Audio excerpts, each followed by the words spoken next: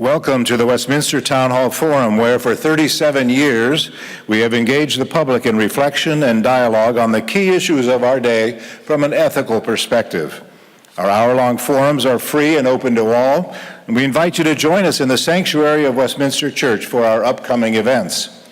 Information can be found at westminsterforum.org or on Facebook, Twitter, Instagram, and LinkedIn as well.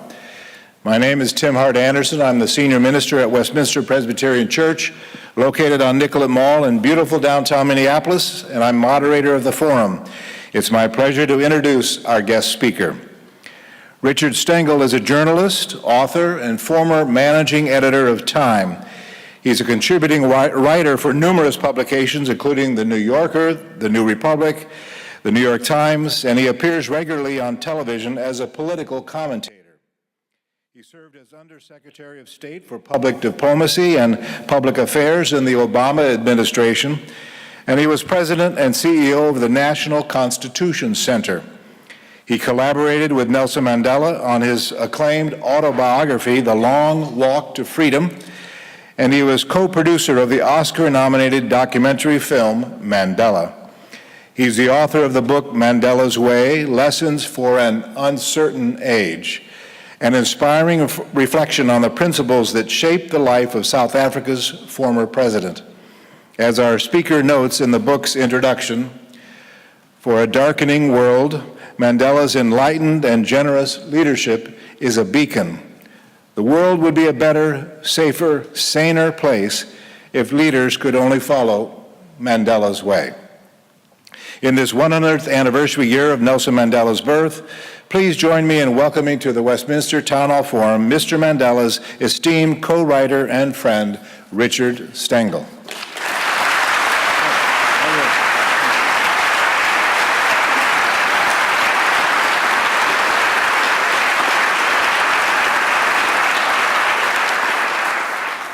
Good evening, everyone.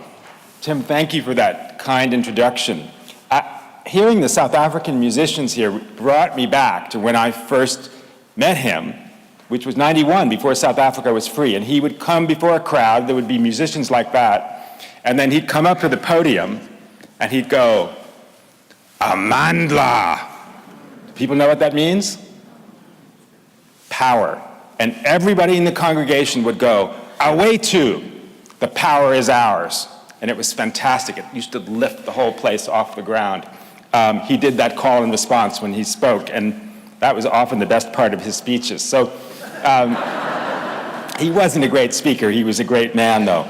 And so, as Tim mentioned, I worked with him on Long Walk to Freedom. I had this incredible privilege of spending about a year and a half with him, seeing him almost every day, and we did about 75 hours of tapes, and that helped create the book. And I was with him on many, many occasions. When I first got down there, I was a much younger man. I just said, can I just hang around with you? And I did. I became sort of his mascot. And one of the stories that I loved was something that happened towards the end of our time working together. So he had signed up to do his autobiography. And at the same time, he was saving his country from civil war, running for president, and writing a constitution. So he didn't really have a lot of time to do this. And towards the end, I had left for a little while, and I went back just before the election because I wanted to have some of that material in the book. And I don't know if people remember that South African election. And the country was on the brink of a civil war. And it wasn't just white versus black. It was an internecine war among some of the black groups, including the Inkatha Freedom Party, which was in KwaZulu-Natal. It was run by a man named Chief Buthelezi. Incredible amounts of violence in that region before the election. And Mandela, who wanted everybody to understand freedom and justice, decided he was going to go down there and speak. Everybody in his entourage told him this was a terrible idea. It was too dangerous.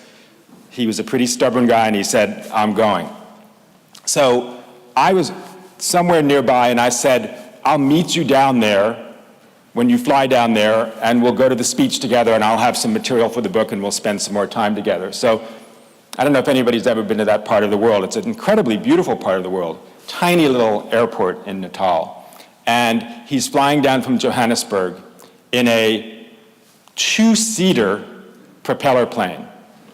Nelson Mandela and his bodyguard, a guy named Mike, who I got to know well, who I think it was his first time ever flying on an airplane. So I'm waiting in the little tiny reception area at the airport, and I think it's about a 2.5-hour flight.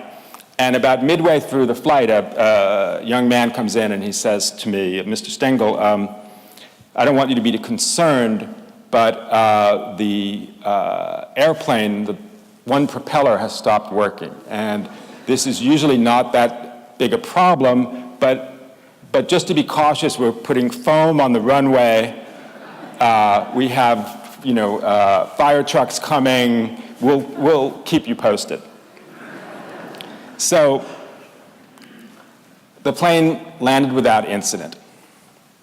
Mandela typically, who greets anybody at that time who ever wanted to see him, there was a tour bus of Japanese tourists who were out there on the runway, and he got off the plane and he started shaking hands with the Japanese tourists. Mike came in. He wasn't white, but he looked white. He explained what happened. He said about halfway through the flight, he felt a little tap on his knee, and Mandela tapped his knee and he pointed out the window. And Mike says, I looked out the window and the propeller wasn't working. And Mike said, "You might want to tell the pilot that the propeller is not working." So it's a tiny plane, and Mike went to open the door, and the two pilots said, "Look, we're aware of it. We've called ahead. They're putting foam on the runway, fire trucks, shouldn't be a problem." So Mike came back in, and he told Mandela all of this, and Mandela, that fantastic, beautiful face, he just nodded calmly. And then he went back to reading his newspaper. He loved reading newspapers. He was denied newspapers for those 27 years that he was in prison. The newspaper business would be much healthier if Nelson Mandela was still alive. And so he just went back to reading the newspaper like he was, a commuter on the, 801 into town. Mike said he was catatonic with fear. He'd never been on a plane before. He said the only thing that calmed him, that kept him calm, was just looking at Mandela's face, at Madiba's face is what we all called him, because he was commuting into work. So the plane landed, Mike was down on his knees, so happy, and then a couple of minutes later, Madiba walks back from shaking hands with all the Japanese tourists, and we had this, armor-plated BMW, and I got in the car on one side, he got on the car on the other side, he closed the doors. He leaned over to me and he said, "Man, I was terrified up there."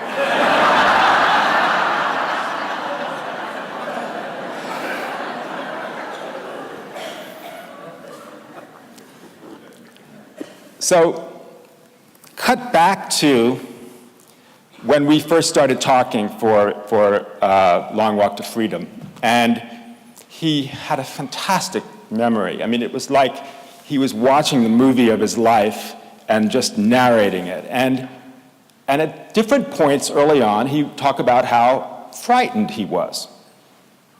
I was frightened that the jailer was going to hit me, and I was frightened when I had to go to Robben Island. I was frightened, and I just kept thinking, you're Nelson Mandela, how can you be frightened?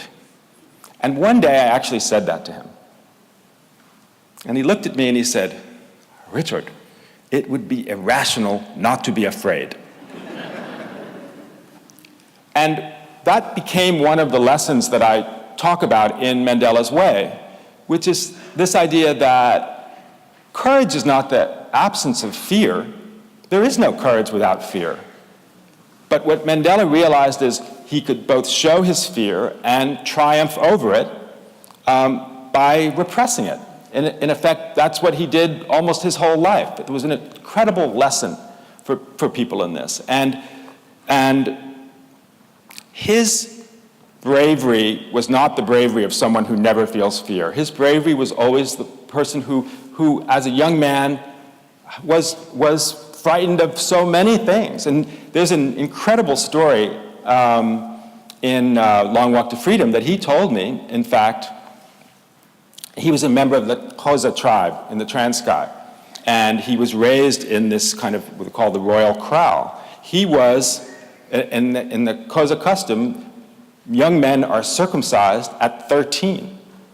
And this is a ritual that they do in front of the entire community. I mean, talk about being brave. And he was always haunted by the fact that, I forget the Xhosa word you're supposed to say, when the fellow did the deed, you were supposed to yell out, "I am a man," and he faltered. And he never forgave himself for that. But he said, "I experienced terrible fear, and I didn't rise up to the occasion." So here's Nelson Mandela, one of the greatest men who's ever lived, one of the bravest men who's ever lived, talking about the fear that he had. And to me, that is part of what his greatness is about. And one of the things I wanted to talk a little bit about this evening was leadership. He was a great student of leadership. He was a great leader, even though, the old saying, our leaders born are as they made. He would say that they're made, but that you have to have this foundation. And the thing that made Nelson Mandela an extraordinary leader was not his fight necessarily against apartheid, was not just his fight for fairness, but what really made his leadership, what honed him, was those years he spent in prison. Prison was the crucible for Nelson Mandela's leadership. And I'll tell you why. He described himself, so you know that Nelson Mandela, that white-haired fellow that we all saw after his retirement. And one of the things that I don't think he liked very much, and I know I didn't like it very much, was this kind of Santa Clausification of Nelson Mandela. Nelson Mandela was a revolutionary. When he went to prison, he described himself as a hothead. I talk about in Mandela's Way this idea that he was raised in that tribal area that I told you about. He was a child of privilege. He went to private schools. But when he ran away as a young man from the Transkei to Johannesburg and experienced the racism of apartheid, in fact, it was pre-apartheid. Apartheid really only started in 1948. Here was this incredible, I don't know if you've seen pictures of him or met him. He was an incredible specimen of a human being. He's about 6'2", 6'3", beautiful head, beautiful skin, big shoulders, educated, smart, a gleaming smile. And he went to Johannesburg and he experienced the worst possible racism that you could imagine. This child of privilege was working as a night watchman in a mine. People spat on him. They called him Kaffir. They did all of these terrible things that was just the normal run of South African life in those days. And to me, that was the chip that turned him into a crusader for justice, because he thought in that very personal way that we all do, wow, if they can treat me, Nelson Mandela, like this, what about all of my people? Very few of whom had either the genetic endowment that he had or even the privilege that he had. And that made him a crusader for justice and for freedom for his people. But that young man was a hot-headed young man. And one of the things we talked about in, while we were working on Long Walk, and that I wrote about in Mandela's Way, is the difference between tactics and strategy. So, and this is military folks use this. Strategy is your kind of overarching principle. Tactics is how you get there. And I was talking to him one day about how he had become the leader of something called Umkhonto weSizwe, Spear of the Nation. It was the violent wing of the African National Congress. The African National Congress was founded as a non-violent institution. It was influenced by Gandhi's decades in South Africa. But they weren't getting very far, and he was the head of the ANC Youth League, and they looked around what was going on in the world. I mean, there were violent revolutions in Africa. There were violent revolutions in South America. there were violent revolutions in Asia, and they decided that they really needed to embrace some kind of violence to have more of an effect. And I said to him, Madiba, how is that you kind of renounced nonviolence? And he said, for me, nonviolence was a tactic, not a principle. His principle was freedom, democracy, and justice. But he was a pragmatist, and he decided that the only way he could get there, that was the overarching goal, was through this embrace of violence. Now, did he ever actually commit any acts of violence? No, he didn't. He talked about how he was a student at heart, and he got Sun Tzu and Castiglione and all of these great military scholars and started reading them. And he was then hiding in a farmhouse outside of Johannesburg, and he managed to get an air gun. He'd never fired a gun before. And he talked about killing a sparrow and how crestfallen he was and how much that hurt him because it was against his nature. But it was something that he needed to do for this overarching principle. And what he would always say is, you have to have some principle to guide you. How you get there makes less of a difference. But I was going to tell you what really made him a leader, and that was this prison experience. So he talked about that he was a kind of a hot-headed young man when he went into prison, and he was in his 40s. But what prison did for him was it taught him immense self-control. And one of the things that I find so disturbing about the period that we're living in now is you have leaders without self-control. The basic tenet of leadership from his perspective, and this was the word he used, this was the highest praise that he could give to someone, he would say, he's measured. Be measured was in many ways his core leadership principle of how to act as a leader, not to fly off at the handle, not to overreact. And prison taught him to be measured. I mean, I don't know if anybody here has been to Robben Island, where he spent the first 20 years of his prison experience. It's a beautiful island, just a couple of miles off the coast of Cape Town, one of the most glorious cities in the world. And when we were working on the book, he said, you should go to Robben Island and see it, which I highly recommend.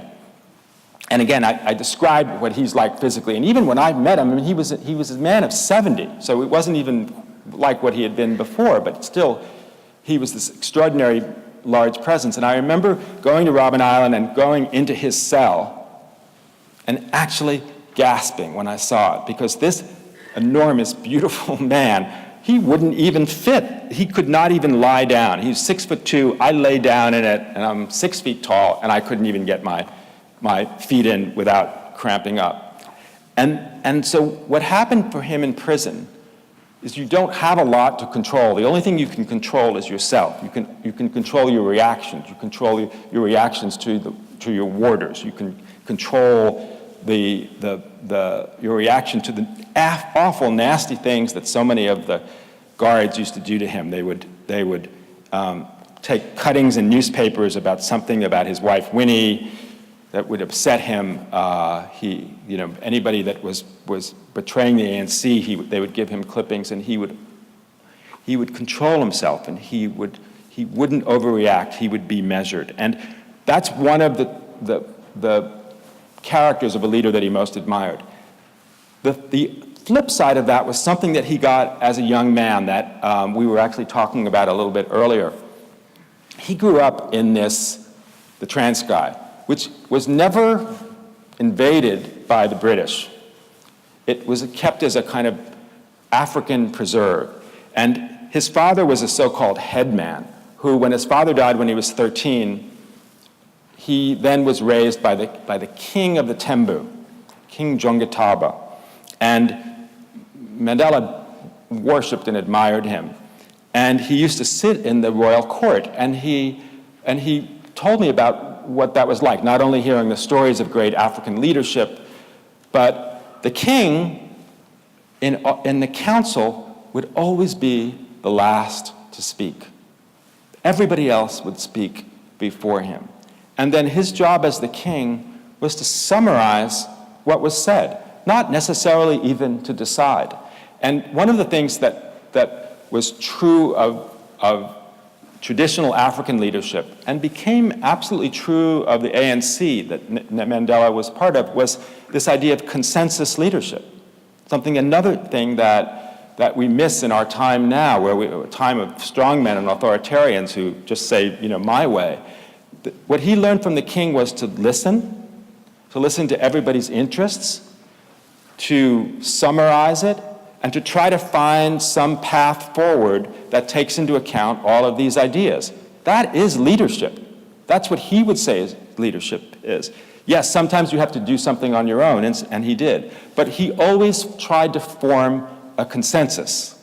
And that was something that we don't necessarily attribute to him, but that is the way he was. Another aspect of his leadership that people always ask me about is, how could he come out of prison and be so unbitter? Because remember, when he came out of prison, he would say all of the time, you have to forget the past. We have to move forward. We have to forgive our oppressors. If you don't forgive your oppressor, you're oppressing yourself. That was his idea. But working with him at that time, and knowing him, and hearing things that he didn't always say in public, although, by the way, the difference between what he said in public and private was infinitesimal. There wasn't a vast difference. But I knew that that man who had lost the best years of his life, that had not seen his family, his oldest son died in a car crash when he was in prison. His two daughters with Winnie, he didn't meet them until they were 18, 19. Had tremendous sacrifice. He is only human. That first story, he was afraid in that airplane. He was as bitter as any of us would be, and as angry about it as any of us would be. But he understood, to heal his country, to prevent a civil war, he could never, ever let anyone see him be bitter for even 1 second. And that was partially that self-control that he learned, but partially that is leadership. That is courage.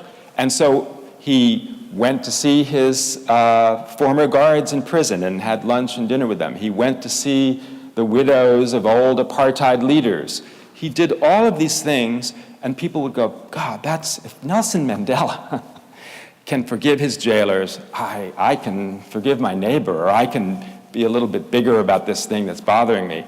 That's what he understood about leadership, that a leader, as he used to say sometimes, has to play the part, and he understood that part.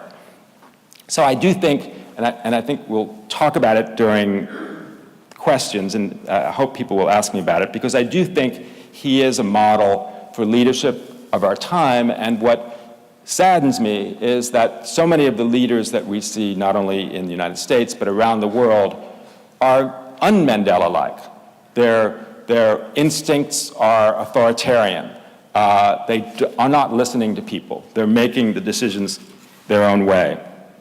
And I do think, given the time that we live in, he used to say, he loved speaking to young people. And, he would say, young people are not the future, they're the present. And a continent like Africa, 70% of people are under the age of 25. And we used to walk around. I would stay with him in his house in the Transcontinental, and we would take walks in the morning. And I would love it when he would meet a little boy or a little girl, and he always asked them, the first question he ever asked them was, he'd bend down and he'd go, "And what did you have for breakfast today?" And it wasn't meant to be funny. He really wanted to know, and he was concerned about people's nutrition. And but if you want to see silence, a 5-year-old African boy with Nelson Mandela asking him what he had breakfast that day, we'd never found out. But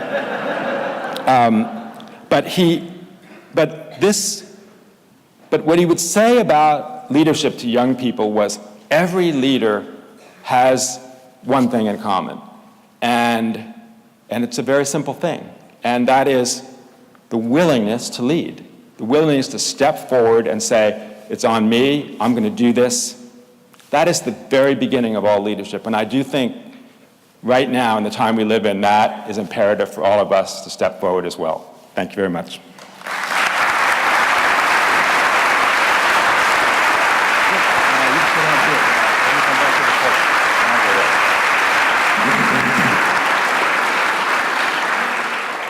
Thank you, Richard Stengel. You're listening to the Westminster Town Hall Forum, broadcast from Westminster Presbyterian Church on Nicollet Mall in downtown Minneapolis.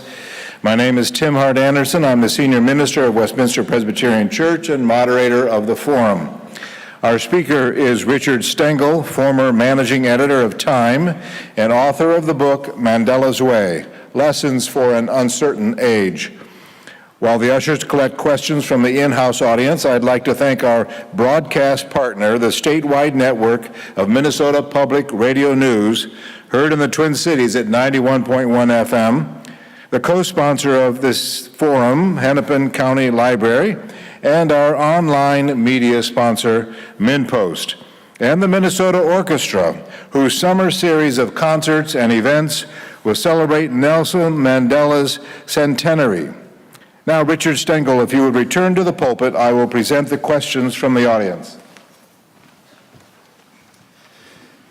First question has to do with the place of Mandela in the broader context of Africa. How unique was he as an African leader, particularly in light of some of the African leaders we've seen in the post-colonial era?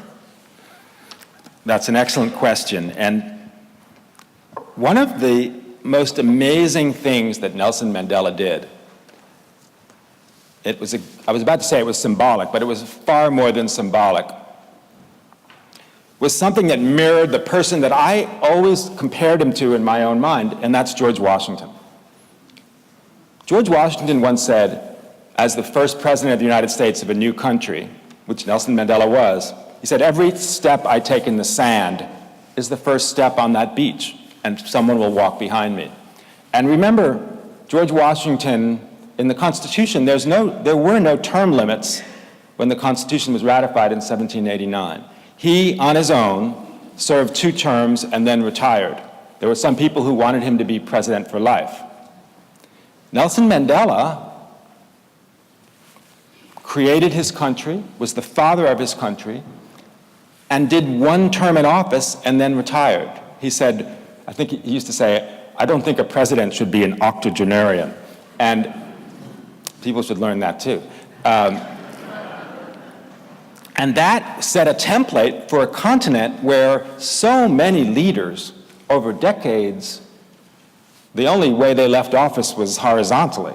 They stayed in office forever and ever. And there were men who had been freedom fighters like him. I think of Mr. Mugabe in Zimbabwe, who was that same generation of leader who basically took what was a wonderful legacy of fighting against colonialism and the freedom for his people, and then became a dictator for life. So I think the Nelson Mandela model of leadership for the African continent is very important, that you have to have term limits, you have to listen to the public, you can't be a leader for life like Xi Jinping. How did Mandela plan for his successor, or did he have a plan for succession? So I might even make some news here tonight. So I don't know if folks follow South African politics, but the new president of South Africa, who had been the head of the ANC, is a gentleman by the name of Cyril Ramaphosa. I knew Cyril well in those days when I worked with Mandela. He was then the leader of the mine workers union. He stayed in South Africa, he didn't leave. I used to, when I first met Cyril, I thought he should be president of the United States, not just president of South Africa. And Mandela thought he should be president of South Africa. And he was in Mandela's cabinet, but what happened was, one of the things that he used to say over and over when he first came out of prison was, I'm a loyal member of the ANC. And the ANC, as I mentioned, was a consensus organization. And the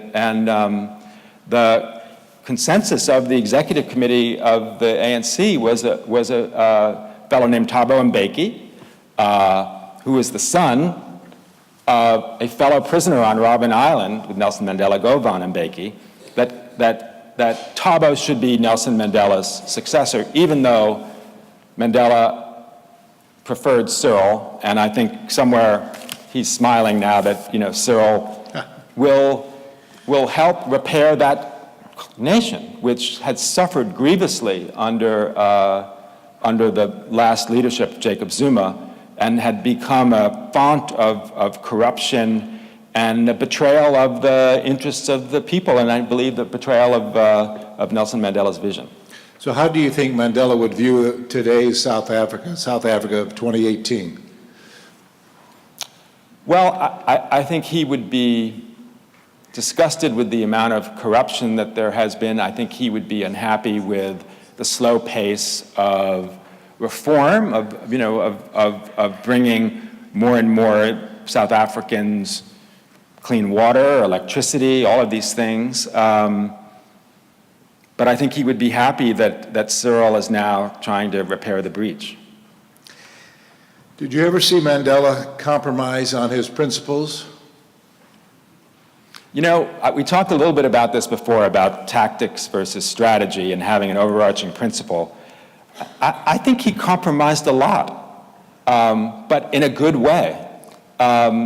He would say that one of the features of strong leadership is the ability to compromise. I mean, uncompromising leaders are not the leaders that you want. I mean, where do I begin of how he compromised? I mean, the ANC was a socialist organization.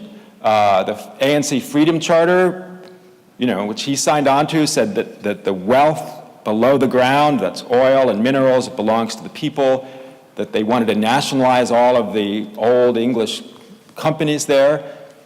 He changed his mind about that within a few months of getting out and realizing the world had changed. You just couldn't really succeed that way. He compromised on some very things that were very core to who he was, because he realized they would not get him to that goal, the overarching goal of justice and freedom for his people. There are some who compare Obama to Mandela, particularly with the kind of leadership from behind, in a sense. Obama was criticized for that kind of leadership. Was Mandela similarly criticized? So I worked for Barack Obama. I couldn't admire anybody more than I admire Barack Obama. I think in so many ways he embodied those leadership principles of Nelson Mandela. He embodied them in a way that it wasn't copying him, it was just the way he was as a person. I mean, he actually didn't have to go to prison for 27 years to have that incredible measuredness and self-control. I can't even count the number of times that I was in the Situation Room at the White House or with President Obama, where he was just so measured and controlled in a situation where any other human being would fly off the handle. I think also this idea of kind of consensus leadership, not that Barack Obama was not a strong leader, but if you look at that leading from behind phrase, which I think has been misused, that's a form of consensus leadership. I think that phrase was first used around the intervention in Libya, where President Obama said, well, gee, the British and the French are hankering to do this, and they want to send their planes there, and we don't have to be marching at the front of every parade, but we can participate in that. And I think that also is a Mandela model for leadership. We have a number of questions, including from some who are live streaming, about this measured response particularly to crisis or critical situations. How do we foster that kind of measured response in our own leaders? You want me to go on to the next question? I'm being very measured in my response to that question.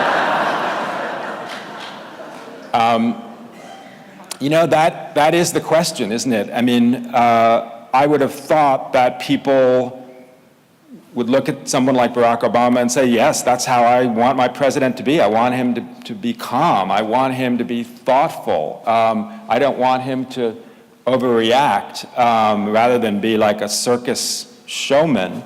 But that is a side of America that we've always had.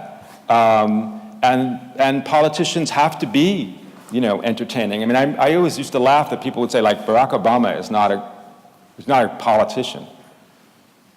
The last Democrat to win 2 terms in office with over 50% of the vote, anybody know who that is? Franklin Delano Roosevelt. Yeah. Barack Obama was an incredible politician, but he wasn't a showy or ostentatious one, and his values were good. In America, in a democracy, we need a little bit of the, it's a bread and circus always, and now we've gone too far in the direction of the circus. That was measured, right?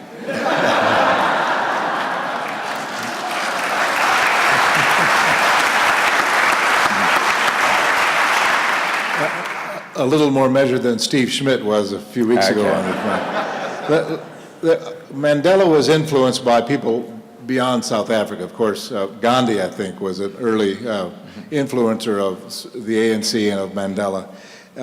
Was Martin Luther King one of those whom he connected with in any way? So one of the interesting things about Mandela, and Mandela used to even joke about this, is that he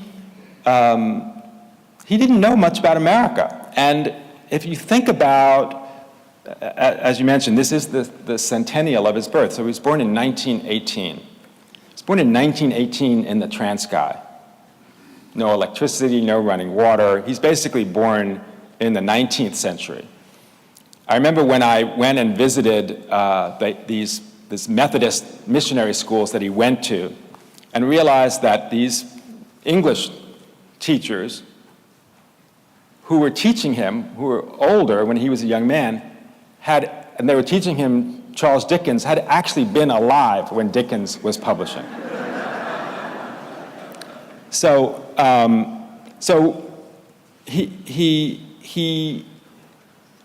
his world was a world of the British colonial world. He was an Anglophile. And we used to argue about this, actually. And I don't know if anybody saw it. I wish I could pull it up here. There's a fantastic picture. It's one of my favorite pictures of Nelson Mandela. You ever see the picture of him riding in a carriage with the Queen in London? Well, his smile could not have been bigger. And he famously was the only person in, 50 years who called her Elizabeth, and she liked it. So this is getting back to Martin Luther King. I mean, he knew about Abraham Lincoln.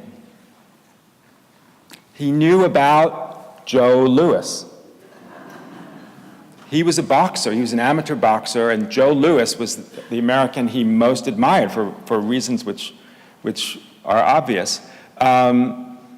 He did his high school did a class play about Abraham Lincoln, and he laughed because he played John Wilkes Booth in the play. And he was not an Americanophile, and he thought, as we chatted before, I mean, he saw America as a colonial imperialist power. America had rejected helping him in the 1950s and 1960s. One of the small roles that I played, I remember, was that, telling him about America. And I remember when they were going through the Constitution, I remember one morning he said to me, "What is federalism?" And he wasn't being disingenuous. I mean, they were trying to figure it out. And I do remember I loved seeing him in the morning, and we always, he was quite a Beau Brummel. I don't know if people realize that. And I always wanted to, unlike tonight where I'm not wearing a tie and Tim is wearing a tie, I always wanted to wear the same thing that he was wearing. And I would come in and see what he was going to wear. And then I remember one morning, and I was dressed up in my suit, and he said, "Richard, you look like a superpower this morning." So he saw America as a superpower. His view of America was similar to that of Fidel Castro's, an imperialistic power against which one was called to struggle. He admired Castro quite a bit.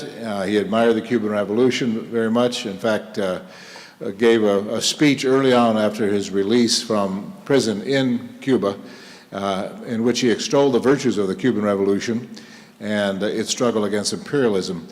To what extent was that just in the moment in Cuba, or was Fidel Castro a larger influence in his life? No, he admired Fidel. When you think about it, there are a lot of similarities between Fidel Castro and Nelson Mandela. They were both children of privilege, both lawyers, both tall, handsome, athletic men, basically people who revolted against their own background, their own class in a way. He had great admiration for what Castro did in Cuba. He also admired Fidel because when he was a young revolutionary in South Africa, the Fidel and the Cubans gave money to the ANC, gave money to him. He never forgot that. He admired some other strong men, too, who had also supported the ANC. Muammar Gaddafi, one of the only arguments we ever got in was about Muammar Gaddafi, and he wouldn't allow me to say a negative word about Muammar Gaddafi. So he was loyal. And then the other thing that I think people don't realize about him in terms of this, the Santa classification of Nelson Mandela is Nelson Mandela was a member of the Communist Party in the 1950s. And in South Africa, that was literally the only political party that allowed people of color to be members, which was one thing. But they were the political party that fought against the colonial powers and fought against the white racist government. And basically all the men, the ANC men of his generation were members of the Communist Party as well, like Fidel, obviously. One could argue that admiring Gaddafi and Castro would be perhaps a flaw in looking at these strong men who were violent against their own people. Was this a flaw in his own character, that he would be so attracted to such leaders? He always said that he was a man of tremendous flaws and very human. I mean, I actually think one of the tenets of leadership is that the principle has to guide you, not loyalty. Loyalty cannot be above a principle. I think in the case of his support, perhaps for Castro or for Gaddafi, he let his own loyalty supersede his attachment to principles, because neither of those two men, at least ultimately, embodied the same principles of fairness and justice and equity that Mandela stood for. So, I don't know, he might take it back, or he might yell at me again about it now, but... A number of people are asking about the Invictus movie and the reality of how important that rugby match was in Mandela's life and South African history. Yes, that movie, Invictus, is based on a book called Playing the Enemy by John Carlin, which I really envy that I wish I'd written it. It's a fantastic book. And one of the things that it does, and it shows Mandela how shrewd a leader he was, is that he wanted to bring peace to his country. He wanted to bring black and white together. He realized that sports was a possible connective tissue in the country. And the sport that white South Africans, particularly Afrikaans white South Africans, loved was rugby. And he made it his business to learn all about rugby when he was still in prison and had his first meeting with P.W. Botha, the great crocodile, the apartheid leader. He memorized a bunch of rugby statistics and reeled them off, and they talked about rugby in the beginning. I mean, he understood, his EQ was fantastic, but he realized that his embrace of the Springboks, that's what the South African rugby team is called.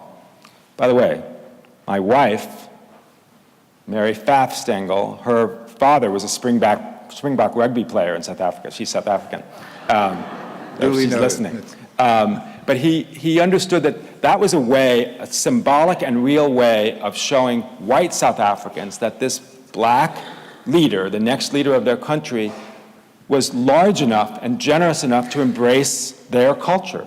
So when he went to that World Cup match and put on the Springbok uniform, I can't tell you what that meant to so many people, to black and white. And it was an incredible piece of political theater. It was incredibly shrewd, but it also showed his kind of large-heartedness and generosity about something that he once didn't understand. This next question is about your time in Washington, which ended presumably at the end of Obama's presidency. And this question, I have to confess, as a Minnesotan, I thought it said, "Are there any Mandelas in Washington?" Are there any Mandelas in Washington?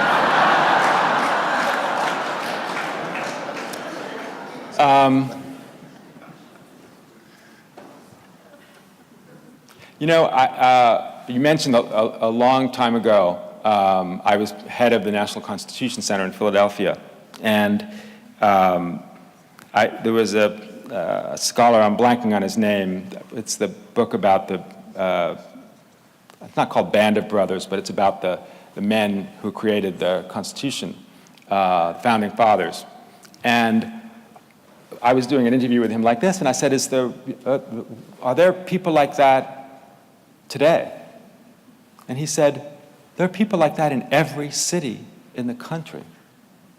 And there's that old English expression, cometh the moment, cometh the man or the woman, that his argument is that when in times of crisis, people of quality step forward, and they're everywhere.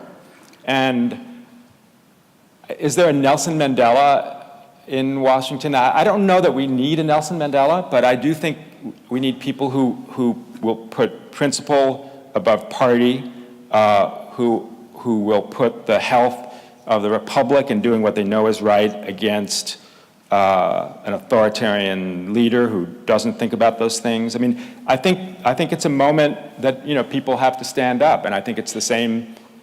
It's happened multiple times in our history. People had to stand up during the McCarthy era. People had to stand up during the Civil War. People had to stand up in the early years of the Roosevelt presidency. I think people are there, and people have to rise to the occasion. If you wouldn't mind sharing.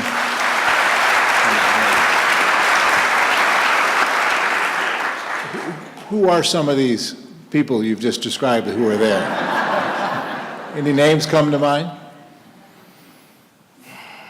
The reason I don't want to mention any names, apart from the fact that I'm not thinking of them, is I don't want to leave anybody out. But I do think that the framers hated political parties. They hated partisanship. They called it faction. And political parties have been in many ways a poison in our country. And so the idea that people put the interest of their party above their country is something that's not good for anybody. And I think the partisanship, the idea that there are Democrats who criticize Trump may just have to do with partisanship. That isn't they're not necessarily showing a greater virtue, although that is the right moral position. What we need is people on the other side of the aisle to show moral leadership and say, no, I can't support this, or this isn't right. I mean, this person may be the head of my party, but this principle violates everything that we stand for as a republic, not just as a party. So I think the challenge is much more to people on the Republican side of the aisle than on the Democratic side of the aisle. A number of questions about how you, Richard Stengel, became involved with Mandela and became such an intimate friend of his and an co-author of his autobiography, Long Walk to Freedom. So I actually have a lovely story about that. It was serendipitous. I mean, serendipity is one of the most important things in life. I always tell I have 2 sons, and I always say, luck is opportunity plus readiness. And I actually, I had written a previous book about South Africa. I went there in the 1980s and wrote a book about apartheid in a little town. And just by accident, somebody who was having lunch with the editor who had signed up Mandela for this book had just read my book, and he said, "You need to talk to Rick Stengel." And Bill Phillips is his name. He was then the editor-in-chief of Little Brown, a wonderful, great man. Stayed up all night, read my book, and called me in the morning and, offered me the job. So that was serendipitous. If we have time, I'll tell you about the first time I met Nelson Mandela. So I'll try to make it fast. I got down there, it was 1992, the ANC was completely disorganized. I mean, the country was in the throes of almost a civil war. He'd signed this big contract to do this book. First week I didn't see him, the second week I didn't see him, the third week I didn't see him, the fourth week I'm like begging, I need to see him. And I finally got ushered into his office by Barbara Masekela, who later became the South African ambassador to the US. And I mean, it is kind of overwhelming to see him for the first time and kind of amazing. And we chit-chatted for a second, and then literally after like 2 or 3 minutes, he said, "I suppose after a few more conversations, you will have enough for your book." So I'd been frustrated. I wasn't very measured in my reaction. I said, "Mr. Mandela, if you think we'll have enough for a book after a few sessions like this, you're crazy." And I was like doing this gesture, and Barbara Masekela came back into the office and like pulled me up by my... I thought, oh my God, this whole thing is over. So I called her the next day. I said, "I have to see him. I have to apologize. Let me back in." And another few weeks went by. And she finally got me in to see him a couple of weeks later. And I saw him, and I was nervous, and I apologized. And sometimes strange words pop into your head like it did the first time. And I said, "I just am so sorry that the way I was the other day. I'm sorry I was so brusque with you."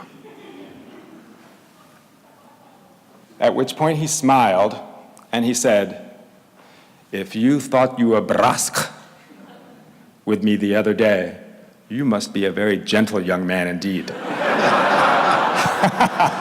Thank you, Richard Stengel. Thank you very much.